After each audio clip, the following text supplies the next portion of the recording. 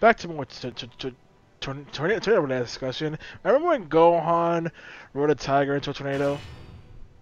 No. That's one of the only phrases I can remember. I don't know, some filler thing where Dragon Ball was in the eye of the tornado, so to jump into the tornado. Wow. Still out, Bayonetta.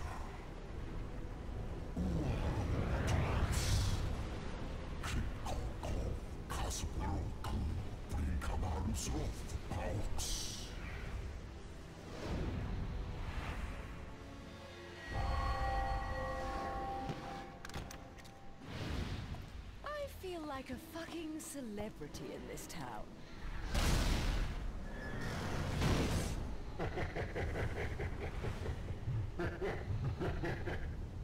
See that? Everyone rushes at me like crazed fans. They still haven't figured out that I don't give autographs.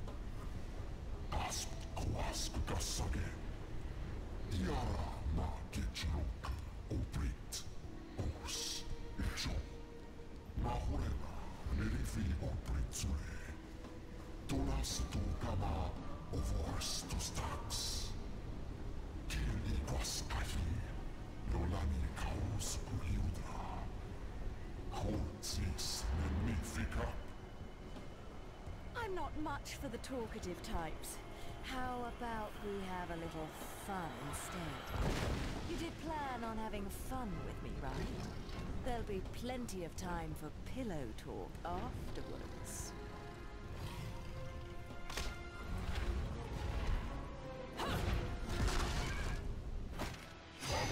Ooh, someone actually asked an interesting question. If how long? Let's see. How long into a game will you wait? Will we wait before giving up on it? Like if you're playing a game and you're not having fun, how long do you wait while having fun in the game? Oh, I don't. I just stop immediately. We all know my limit. Until I beat it. I hate Dark Cloud 2. I don't get why it's some sort of freaking JRPG treasure. It's not. It's just trash.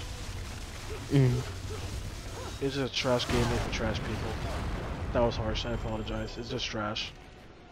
Made for Eric, who is also trash. Rip Eric.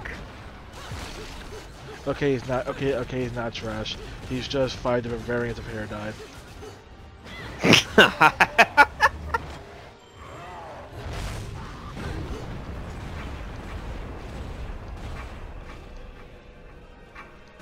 Wait, what? I got that truck? I done this before.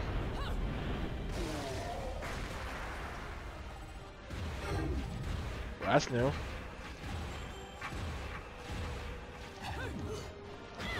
And I still made it back on time.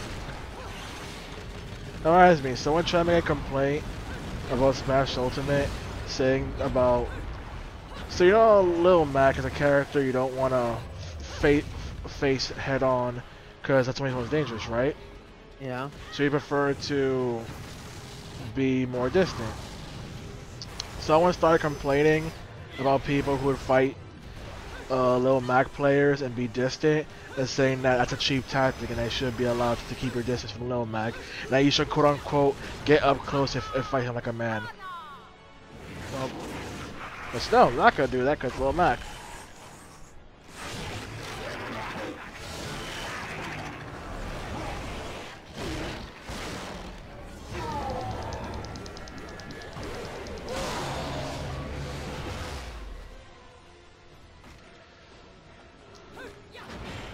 Now, more interesting question.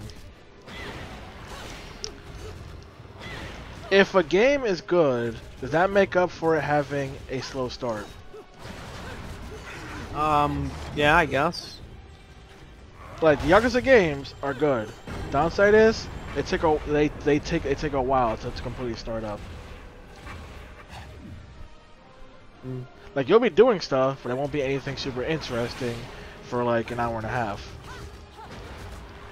Persona 4 does not get started until 3 hours, and in that 3 hours, you only had 1 bit of gameplay. Is that forgivable? I guess. Making the player sit through 3 hours of cutscenes before they get to do anything. If it's good, then yeah. So that's the thing. It's just the game trying to set up all the characters. So unless you care about the setup, you're not gonna be heavily interested. Persona 5 makes you go through 6 hours. Granted, you're doing stuff, but it is all set up in tutorials. It do make you think you're doing something because you're going through a dungeon, but you're going through part of a dungeon that you would never come back to ever again. Cause it is there for the sole purpose of being a tutorial and nothing else. So technically, you can count that being part of the dungeon because it doesn't matter.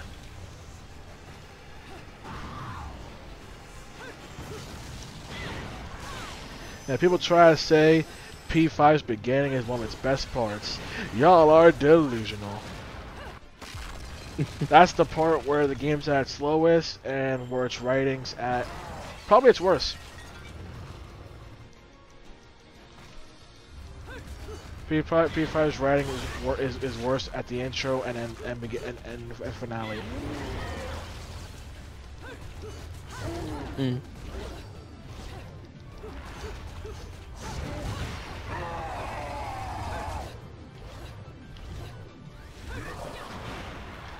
Here's another interesting question, which, granted, would be a better question if Christian was here, but he's not, so screw it.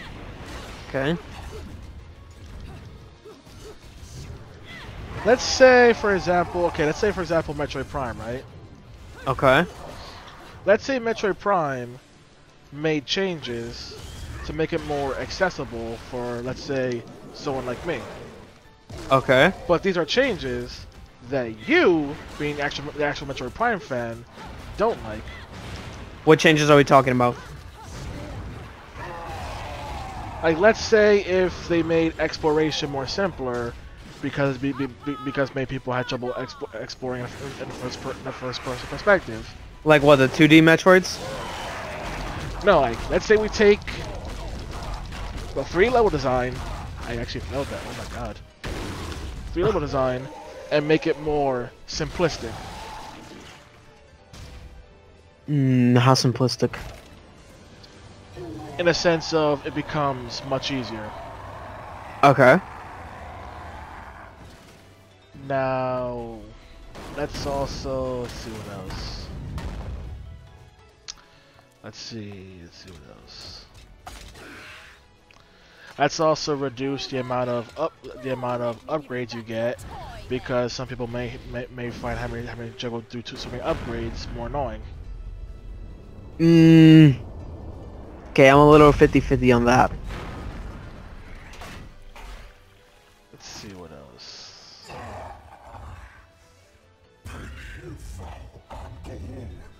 Let's see what else.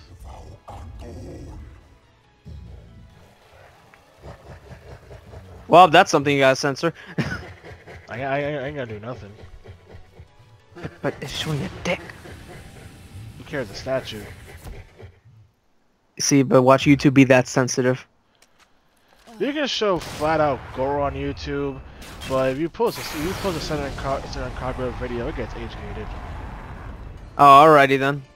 And that's not a joke, by the way. Senator Kagura S-Wall versus footage will get age rated. Well, We'll get age gated so hard.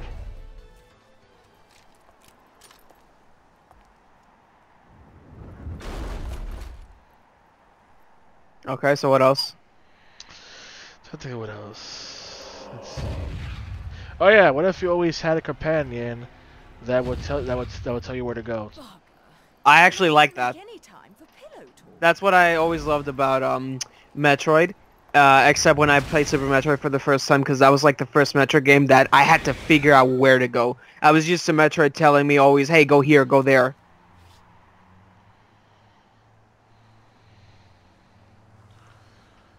Let's see. What if we made boss fights easier?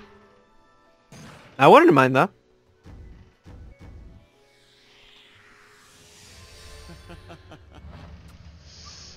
You see, I'm trying to do more simple openments rather than go more drastic. I got to go more drastic changes.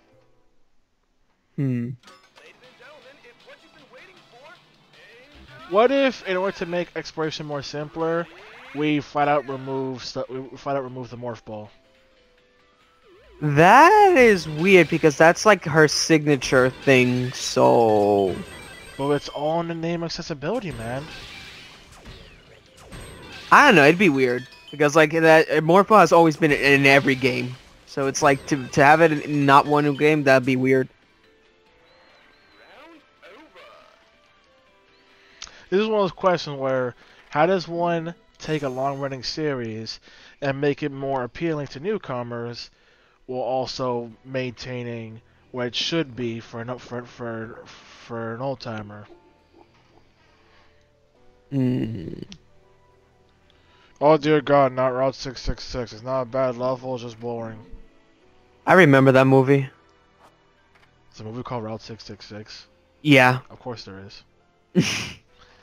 It was a decent movie in my opinion. It actually like had a good story. Onto the highway to hell. Ah, nice reference. There's also a stand named Highway to Hell. That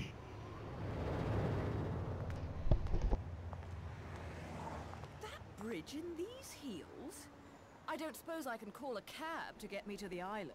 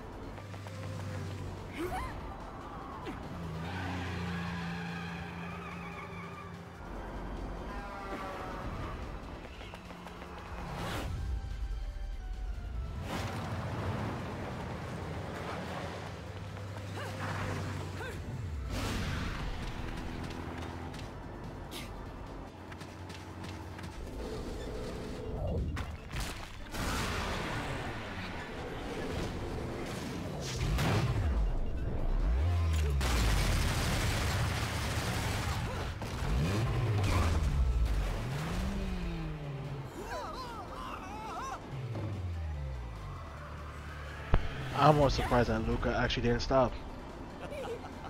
Mm. Did you see that? I told you there was nothing to worry about. Mummy saved us. What? Hello there, Cheshire. Now I'm more disturbed they didn't stop. It seems your driving is on par with your journalism. I figured I'd beat you to the island, but the guards had another idea, didn't they? Not really my best plan, huh? You think you've got me figured out, don't you? We journalists have to have some detective skills, you know? You're after a gemstone, and that stone has to be in the Ithaval Group building. I'm headed there too. How odd. You seem to know where I'm going before I do. Yet you don't seem to know how to drive a car in a straight line. What am I? A chauffeur? Cheshire, do you have any idea what prolonged walking in this salty air will do to my hair? Well, I tend to use some product when I go to the beach.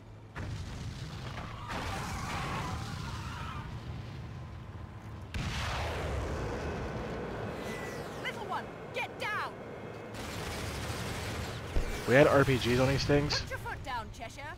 I'll take care of our pest problem. Wonderful.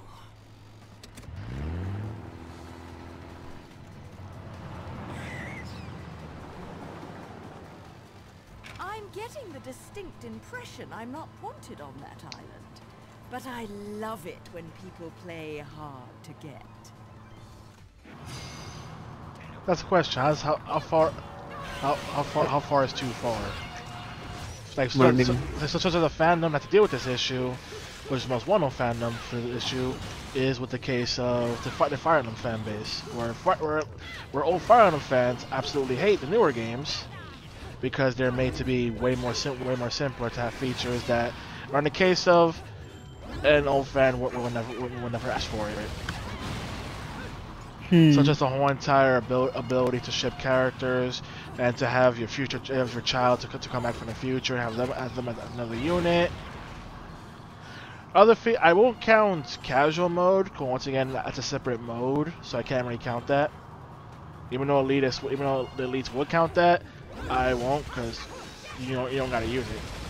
And the elites can't pretend as if they totally didn't save scum in older games. I actually made that jump. I'm surprised at myself. Another case being Monster Hunter World, where there are some old Monster Hunter fans who hate the changes made to the game, claiming that it makes the game way too easy and way too simplistic compared to what Monster Hunter should be.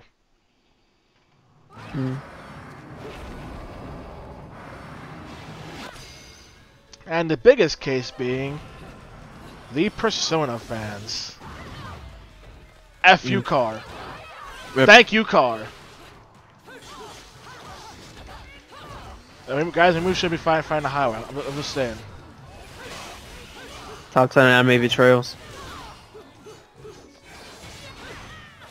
But yeah, just sort of fan base where freaking SMT fans don't like them for the reason that Persona, specifically Persona 3 and 4, and 5, were made to be more simplistic and add the whole entire social link mechanic. The whole point of social links was to essentially not only add an extra add more characters, but also add a feature that would help out newcomers. In the case of the fact that you would get boosts when it case of making personas of certain arcana. While in a mainline SMT game, you will never get a boost and stuff like that. The issue where SMT fans have it is for the fact that Persona 4 and 5 have it where you do social links for your party members, then you'll get in battle extra features which can make the game way more simplistic. Like in Persona 4, all your party members can actually learn stuff they can do in between turns. Not even during them, in between them. Something as small as pick up a party member who's down, to something major as deal a critical hit to one foe, all foes, or flat out one-shot an enemy, no matter what level or strength they are. Or in other cases, being in Persona 4 Golden, they gave an extra ability to a navigator, and when it came to her abilities, she went from being useless in the original game to being absolutely broken. She can not only randomly buff your team severely in between turns, but can also revive you from death once. Wow. Which is kind of on the... Are you kidding me? Then they added third awakenings for your teammates' personas, which also gave them an extra ability, which for telling the character can either be useless or completely busted, such as being able to spend SP to negate any attack for an entire turn, for any attack to one attack, no matter what it is, no matter how strong it is completely blocked for the entire party. Then in P5's case, your navigator not only can buff you, she can buff you harder than the last game, than P4, and one of her final abilities is the fact that she can make it to where if an attack will kill you, she will essentially stop the attack for you. And SMT fans hate it because they feel it makes the game way too casual, which is one of those things I also don't get. Because my favorite branch of SMT is Double Survivor, right? People mention how Double Survivor can be brutal, unless you watch the Lionheart. In which case, nah fam, he's smart, he knows strategy, like a good boy. But the thing is, because of Double Survivor, people say, this boss gives me so much trouble, it's so difficult. Double Survivor concept was to be a more simplistic and easier SMT branch. Its sole concept was to be easier. Well, granted, since it's more strategy based, easy as I mentioned, can be more subjective. Considering the fact that you're Lionheart and you're smart, you can completely one-turn white bosses, the other people will complain where a huge roadblock actually hit LB. Works one-time roadblocks. I got platinum for that. Oh boy, the feels are coming back. Apparently, the original Pokemon movie, the Mewtwo one, is getting a CGI remake. Okay. Oh boy, time to relive the feels. It's a good thing I never had the feels. Because I thought Ash was an idiot. Dude, oh. And I watched that care about Pikachu. Remember the time Pikachu freaking had a gang of Pichus and freaking sicked them all on like Spearows? Yeah. Pikachu's evil.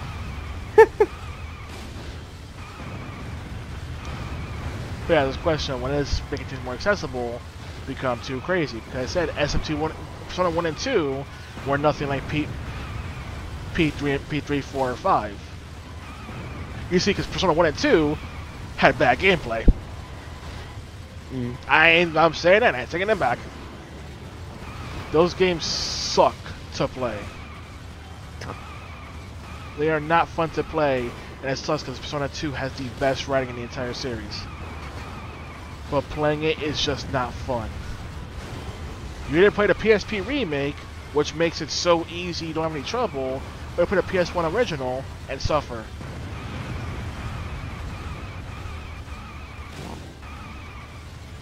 So question, when they making things too easy? Because some cases it could just be like, oh, it's separate mode. In other cases it could be like, no, we'll I'll make grand changes. So with Fire Emblem, the whole entire relationship mechanic. To where new fans will refuse to play Fire Emblem unless it has it, but old fans won't play Fire Emblem if it does have it. Well, If it does have it. I'm mentioning this because I saw a comment where someone suggested that they yeah, okay, that worked anyway. Where they remake with Persona 2, right? But then they claim, because their first Persona game was 5, they will actually refuse to play Persona 2 remake unless it has social links, which the game never originally had. Which to me sounds like a huge insult. That I refuse to play this game unless this pretty shallow mechanic is shoehorned in. can't expect that if it's an old game. Didn't exist until the future sequels. Yeah, Doesn't make any sense. Yeah, that's why they said if they remake it, they better add the feature in. That defeats the purpose.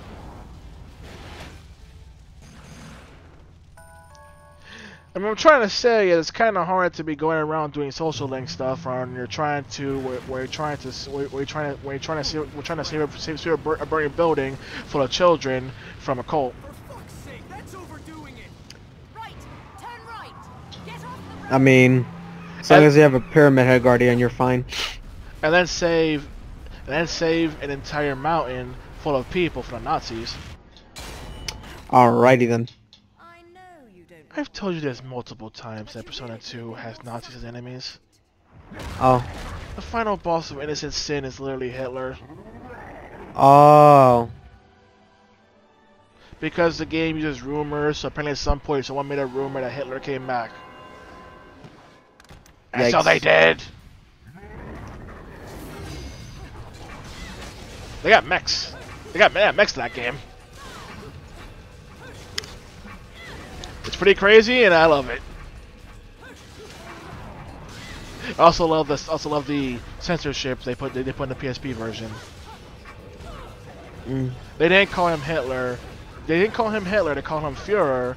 They gave him shades to hide his face and a second coat to hide the fact that he's wearing a Nazi uniform. This is the fact that they gave him shades, which gives the thing shades, implies that that thing is cool. Does that mean Hitler is cool? Well.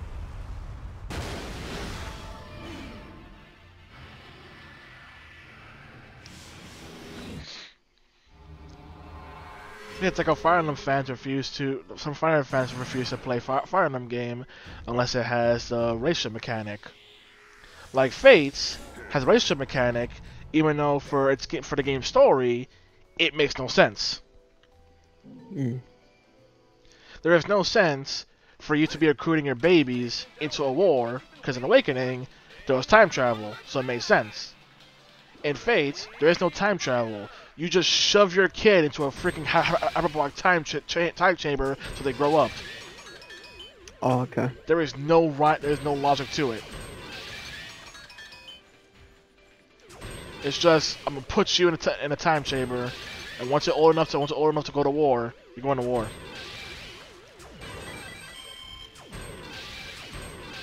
They just put the mechanic in there because hey, last time it was popular, so let's put it in again, even if it makes no sense.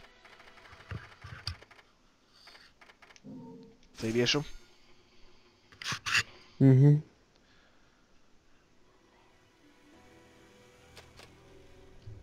So it's like, what if I add in some features to Metroid Prime that make it not like Metroid Prime?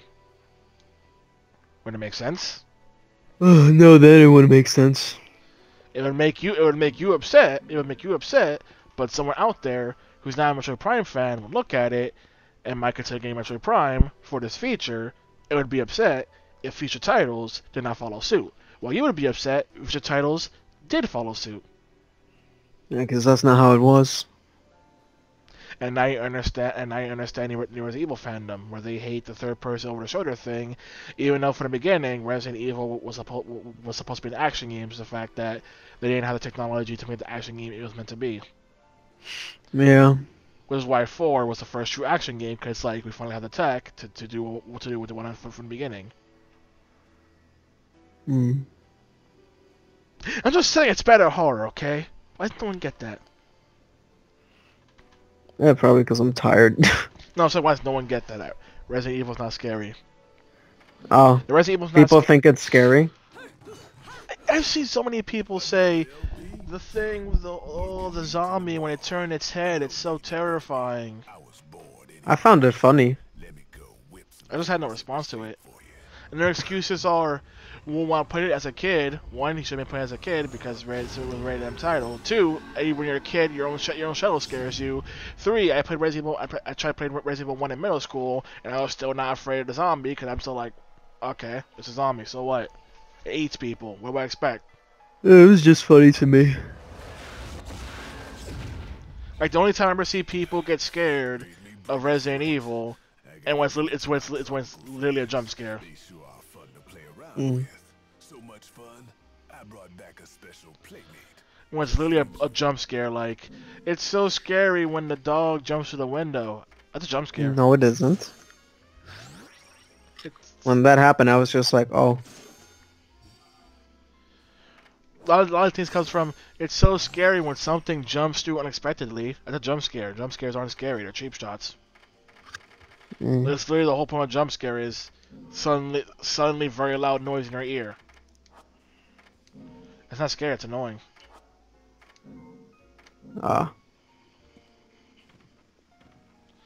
As soon as people mention it, it's literally if you were to just go boo out of nowhere. That's not scary. That's annoying. Oh, good thing I played the first Resident Evil on my DS. You had the jump scares though. Yeah, but I told you they were just like, oh, and funny to me. That won't have the same effect if you played the PS1 game, or the same effect if you played the GameCube version. Mm. There's no real difference. Also, you sound tired. You want to call it in here? Yeah, I want to call it here. Alright then.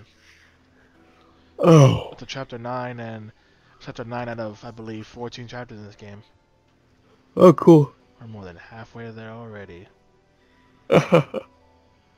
Alright, good day.